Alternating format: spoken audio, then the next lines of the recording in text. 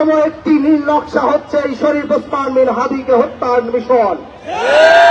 আপনারা দেখতে পেয়েছেন, শুধুমাত্র শরীফ ওসমান বিন হাদি নয়, এই জুলাইয়ের প্রজন্ম, এই জুলাইয়ের যারা নেতৃত্ব দিয়েছে, জুলাই অভ্যুত্থানে যারা শহীদ হয়েছে, জুলাই অভ্যুত্থানে যারা আহত হয়ে এখনো হাসপাতালে কাতরাচ্ছে, এদের প্রত্যেকের পরিবারকে নানাভাবে হুমকি দিচ্ছে। জুলাইয়ের নেতৃত্বকে সরাসরি হত্যার হুমকি দিয়েছে এই খুনি হাসিনা। তারা মনে করেছেন জুলাইয়ের নেতৃত্ব যদি আগামীর বাংলাদেশে টিকে থাকে, বাংলাদেশকে নিয়ে ভারতের যে নীল নকশা, এদেশের রাজনীতি, এদেশের অর্থনীতি, এদেশের প্রত্যেকটি সেক্টরে যে ভারতের সরাসরি হস্তক্ষেপ, সেটি আর করতে পারবে না। পরিস্থিতিতে এই জুলাইয়ের নেতৃত্বকে হত্যা করে তারা বাংলাদেশকে আগামীর দিনে নেতৃত্ব শূন্য করতে চায়।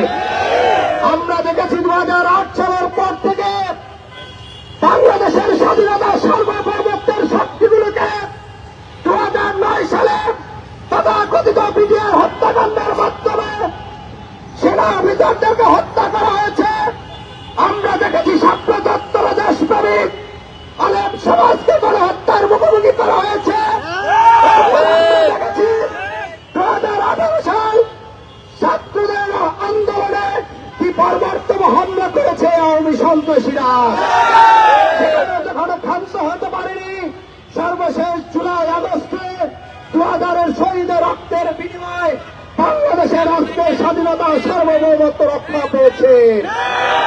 অতএব আমরা মনে করি এই শরীফ ওসমান বিন হাদির হত্যার সাথে প্রতিবেশী রাষ্ট্রের গোয়েন্দা সংস্থার সংযোগ থাকার উদাহরণ রয়েছে।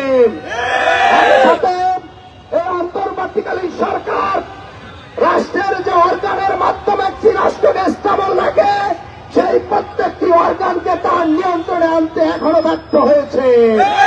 গত 15 বছর ধরে আওয়ামী ফ্যাসিবাদ এদেশের প্রশাসনে, এদেশের আইন শৃঙ্খলা বাহিনীর মধ্য থেকে যে ঘাটতি মেরে রয়েছে, তারা নানা ধরনের এই সাবরেজ করার সাথে জড়িত রয়েছে।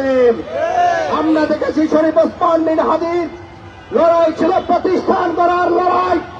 শরীফ ওসমান বিন হাদি ইনকিলাব কালচারাল সেন্টার প্রতিষ্ঠা করেছেন, ইনকিলাব মঞ্চে সংগঠন বানিয়েছেন, কিন্তু শরীফ ওসমান বিন হাদিকে এই মৃত্যুকে টার্গেট করে একটি পক্ষ বাংলাদেশের রিপিবাজনের রাজনীতি শুরু করতে চায়। তারা নানা প্রতিষ্ঠানে হামলা করে শরীফ ওসমান বিন হাদির নামকে কলঙ্কিত করতে চায়।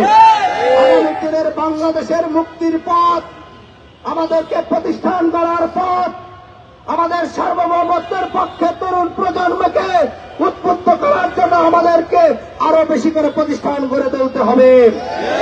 আমরা সরকারের কাছে স্পষ্ট দাবি জানাবো, শরীফ ওসমান বিন হাদির সাথে যারা জড়িত তাদেরকে অতি দ্রুত বিচারের মুখোমুখি করতে হবে। একই